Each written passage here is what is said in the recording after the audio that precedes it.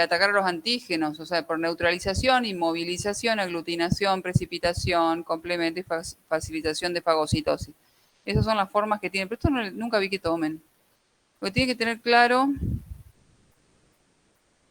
es esto. En la primera exposición lo que suben son los M y en la segunda lo que suben son los G, las IgG. Cuando uno, por ejemplo, la toxoplasmosis, que se estudia en la embarazada, uno lo que tiene miedo es que hagan una primoinfección, o sea, una primera exposición al toxoplasma estando embarazada. Por eso se le pide IgM. El IgG, tenemos todos IgG. Pero el tema es ver si no hay IgM, si no hubo una primoinfección en el embarazo, porque IgG tuvimos alguna vez expuestos y casi todos. Pero lo grave es cuando la primoinfección se da, o sea, el primer contacto se da durante el embarazo. Eso es lo que puede llevar a malformaciones. ¿Estamos? Y acá lo que explica lo que es la inmunidad activa natural y pasiva natural. La activa natural es cuando uno se enferma y genera los anticuerpos y genera las células T citotóxicas. Naturalmente se expone uno al microorganismo y genera los anticuerpos y etcétera. La pasiva natural es el ejemplo de que la madre cuando le pasa IgG al feto por la placenta o IgA por la leche al bebé. Y la inmunidad activa hay artificial y pasiva artificial. La activa artificial es la vacuna. Uno pone un antígeno y eso estimula la inmunidad celular y humoral para atacar, y aparte quedan las células de memoria. Por eso es que cuando uno se vacuna puede tener algunos síntomas leves, porque generalmente es virus muerto o un pedazo del virus, entonces la respuesta es menor, pero y la segunda vez ya no hacen síntomas. Eso es lo que pasa con la vacuna. Uno pone el anticuerpo, el antígeno, o una parte del virus, o el virus muerto, o lo que sea, y lo que pasa es que hay mínima sintomatología, pero después, ante una segunda exposición, no hay clínica directamente. ¿Me explico? Porque es tal la respuesta y tan rápida e intensa la respuesta de IgG que ataca al antígeno sin que llegue a dar clínica. ¿Estamos? En eso consisten las vacunas. Y la inmunidad pasiva artificial es que se le inyecta, en ciertos casos, se inyecta inmunoglobulina cuando no da tiempo, no tiene tiempo el sistema inmune de actuar ante una exposición. Entonces hay que ponerle directamente las inmunoglobulinas, inyectar las inmunoglobulinas, pero en ciertos casos se usa eso. ¿Estamos? Como, a ver, bueno.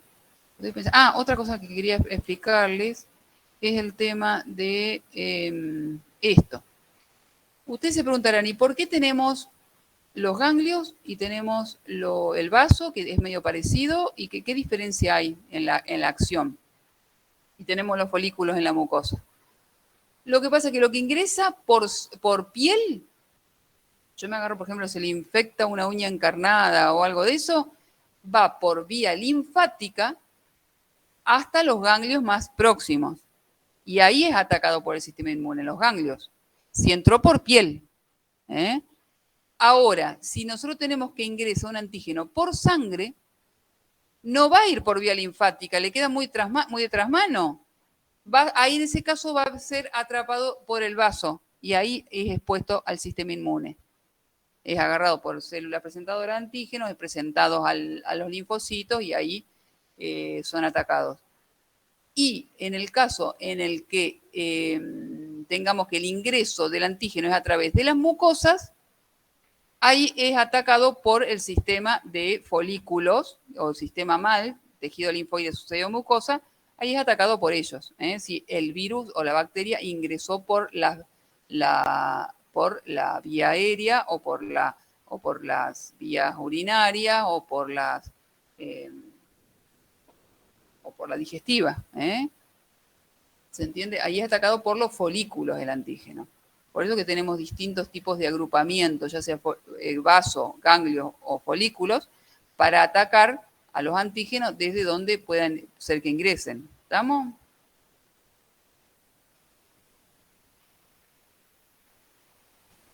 ¿Se entendió más o menos sistema inmune?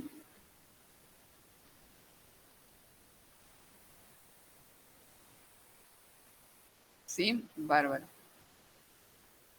Y después piel, yo ahí le expliqué un poco de todo, pero hay preguntas, como le digo, de inmune, le van a preguntar cuáles son órganos linfáticos primarios y secundarios, después le van a preguntar qué es la inmunidad innata o o innata o inespecífica y adquirida o adaptativa. Le digo los sinónimos porque pueden ser uno u otro sinónimo cuando le pregunten. ¿Cuáles son ejemplos de inmunidad innata?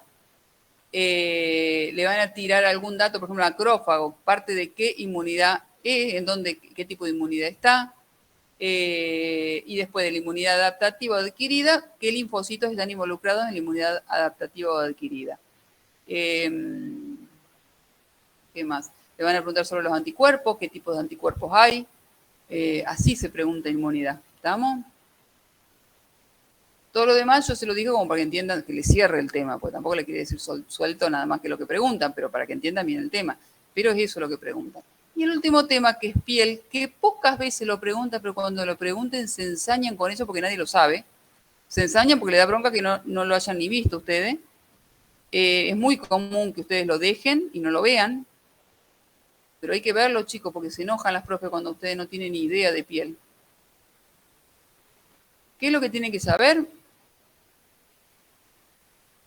Ustedes tienen en cuenta lo siguiente. Tenemos que la piel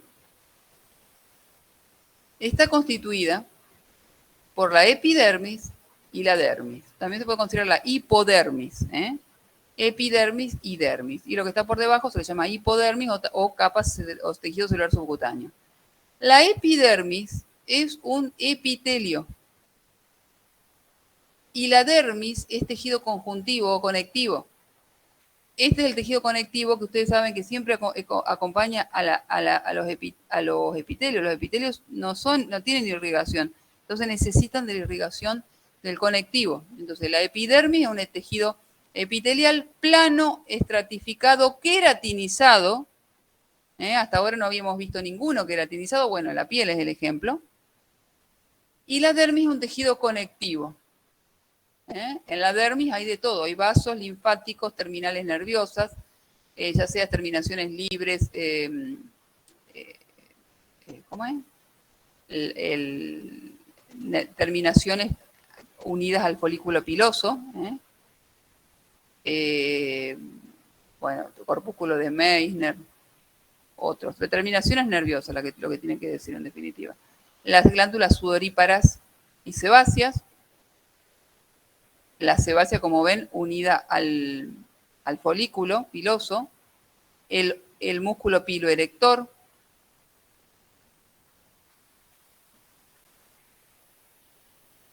¿qué más? Y bueno, nada más. Entonces, si nosotros nos concentramos en la epidermis que tenemos, queratinocito en su mayor parte, pero hay melanocitos también, hay células de Langerhans, que es el sistema inmune de la piel, son macrófagos, que se llaman células de Langerhans. En la piel a los macrófagos se les llaman células de Langerhans. Y las de Merkel, que es, bueno, está en contacto con ciertas neuronas sensitivas. Tiene varias capas. Entonces son los 4 tipos de células que podemos encontrar en la epidermis. Tiene distintas capas, tiene la membrana la capa basal, por arriba de la membrana basal, la capa basal. Ahí están las células de Merkel y los melanocitos. Las de Langerhans están más cerca de la superficie porque son las que los que van a comportarse como presentadora de antígeno, en definitiva. El estrato espinoso, el basal, el espinoso, el lamelar, el granuloso, que tiene gránulos lamelares, que lo que hacen es un efecto oclusivo para que no se pierda humedad, ni entre humedad de más, y el estrato córneo, que tiene queratinocitos que ya están muertos. Este estrato lúcido está solamente en las palmas y plantas de los pies. No está en toda la piel, este estrato. El resto sí está en toda la piel. El estrato lúcido está solamente en palmas y plantas de los pies. ¿Estamos? Tienen queratina, todos estos queratinocitos, en diferente forma. Acá estos que tienen queratohialina También tienen gránulos de queratohialina y estos ya tienen queratina, pura queratina tiene, ya no tienen núcleo. El granuloso es donde generan la apoptosis, mueren y ya los queratinocitos son todos muertos. Pero a partir de este estrato empiezan a morirse. Se llama espinoso porque cuando se hace la tinción, se deshidrata el tejido y se hace la tinción, la queratina se ve como espinitas, entonces por eso como puntito, entonces por eso se llama estrato espinoso. Estrato Profe, granuloso, ¿sí? de piel preguntan mucho porque yo lo vi básico, básico. No, te digo que no preguntan mucho, pero yo O sea, las capas y eso. le estoy dando letra como para que digan un poco más. Las Bueno, capas, si se le pregunta un poquito más, o sea, le van a preguntar epidermis y dermis, y cuando hablen de la epidermis, y van a tener que por lo menos mencionar las capas. bueno. Basal, espinoso, granuloso y córneo, acuérdense por lo menos. Beg, acuérdense. Yo me acordaba siempre cuando estudiaba Beg. Basal, espinoso, granuloso, bueno, y el córneo que uno se acuerda, porque es donde hay más que nada queratina. Es pura queratina, no hay núcleo, no hay nada. ¿Estamos? Con que se acuerden de eso, ya está. Y acuérdense que hay melanocitos, que las células de Langerhans son los macrófagos de la piel, son las células de Langerhans, más que nada de esos dos. ¿Estamos? Y los queratinocitos, que son todo el resto.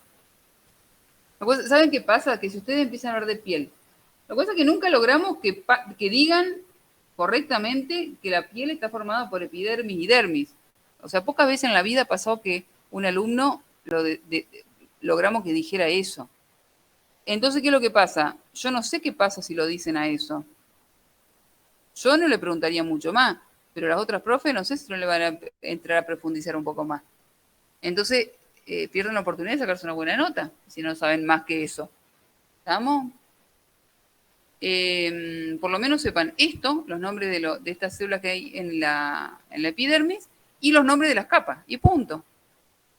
¿Estamos? Para que no se queden nada más con que es un epitelio plano estratificado, queratinizado. ¿Se entiende? Sí. Y después de la dermis, es un tejido conectivo denso irregular con colágeno y fibras elásticas. Fíjense lo que está en negrita de acá. ¿Estamos? Esto que está en negrita, por ahí es lo que hace que estudien rápido. Miran lo que está en negrita y se acuerdan. Y después la dermis, es tejido conectivo denso irregular con colágeno y fibras elásticas, tiene fibroblastos, tienen de todo, vasos, nervios, glándulas, folículos pilosos. Hay dos regiones, la papilar y la folicular. La papilar y la reticular, digo. ¿Por qué se llama papilar? Porque ahí están las papilas. Estas papilas, estas son las papilas. Entonces la zona papilar y reticular, que sería la mayor parte. Pero acuérdense más que nada que hay de todo. Ese gráfico que le mostré recién, ahí está. Graben visualmente bien eso. Y bueno, y hay tejido conectivo, es decir que hay fibras colágenas y elásticas, más que nada. ¿Estamos? Y en la dermis hay grasa y vaso, punto. Esto, grasa y vaso, nada más. Esto, recuerden, me tratan de memorizar. Entonces como que se acuerdan de todo acá.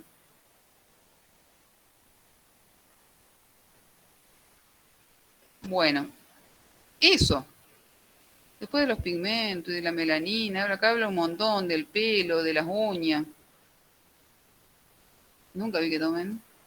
De la melanina le pueden llegar a tomar tipos de piel gruesa y delgada. La pureza es la que está en las palmas, que ahí donde se dan las huellas dactilares, y la delgada es la que tiene pelo. Esta no tiene pelo y esta sí.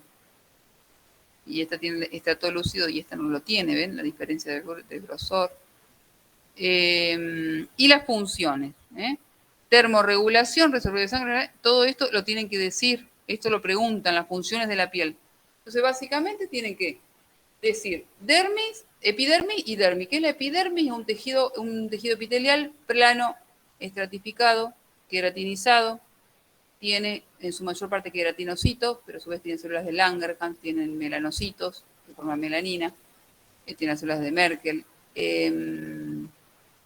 Y las capas son basal, espinosa, granulosa, lúcida, que no está en todos lados, sino en las palmas y plantas nomás, y estratocornio. ¿Estamos? La dermis, que es tejido conectivo denso irregular, tiene, por ser tejido conectivo, mucho colágeno y elastina, y tiene vasos, tanto arterias como venas, tiene receptores sensitivos, tiene glándulas sudoríparas y sebáceas, tiene folículos pilosos, tiene músculo erector del pelo, asociado a los folículos, asociado a los pelos, las glándulas sebáceas están asociadas a los folículos pilosos, y bueno, nada más, y el de hipodermis, grasa y vaso, nada más. Y las funciones tenemos la termorregulación, ¿por qué? Ustedes acuérdense que cuando aumenta la temperatura, ya lo habíamos visto esto, los receptores, que son el sensor, que son los receptores de temperatura en la piel, avisan al centro integrador y este compara con el valor que debiera haber de temperatura, entonces responde haciendo que actúen los órganos efectores. ¿Y qué hacen los órganos efectores? Son las glándulas sudoríparas, que lo que hacen es transpirar, y esa transpiración, lo que se hace es ese agua, se la evapora, y de esa forma el organismo se saca el calor que tiene en exceso, evaporando, gastando ese calor en evaporar ese agua. Y por radiación, porque lo que ocurre es que relaja los esfínteres precapilares, los capilares se llenan de sangre, y de esta forma, por irradiación, pierden calor. ¿Estamos?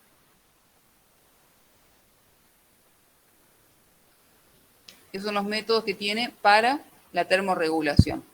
Es reservorio de sangre, porque como vieron, acá puede estar guarda un montón de sangre. Acá es un pedacito nomás, pero todo el cuerpo, cuando genera calor, puede llegar a guardar muchísima sangre, esos capilares dérmicos.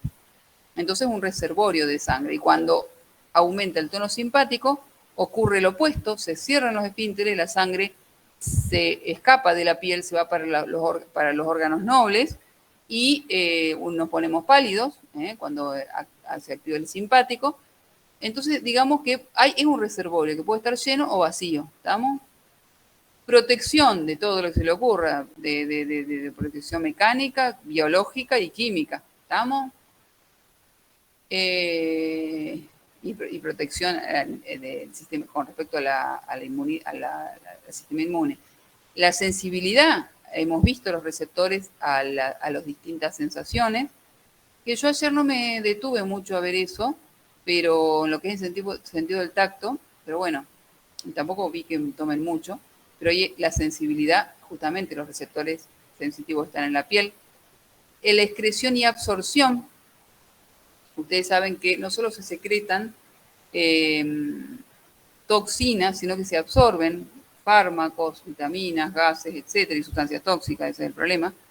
Síntesis de vitamina D, tengan en cuenta que la vitamina D empieza su metabolismo en la piel por acción del sol, pasa de 7 de hidrocolesterol a vitamina, que se le llama colecalciferol. El colecalciferol se hidroxila y pasa a ser 25 hidroxicolecalciferol, y se vuelve a hidroxilar y se transforma en 1,25 hidroxicolecalciferol, que es la que se le llama la vitamina D3, que es la forma activa. Esto ocurre en la piel. En el hígado, que ocurre el segundo paso, y en los riñones ocurre el tercero. De los riñones, ¿a dónde va la vitamina D? A hacer que a nivel intestinal se absorba el calcio.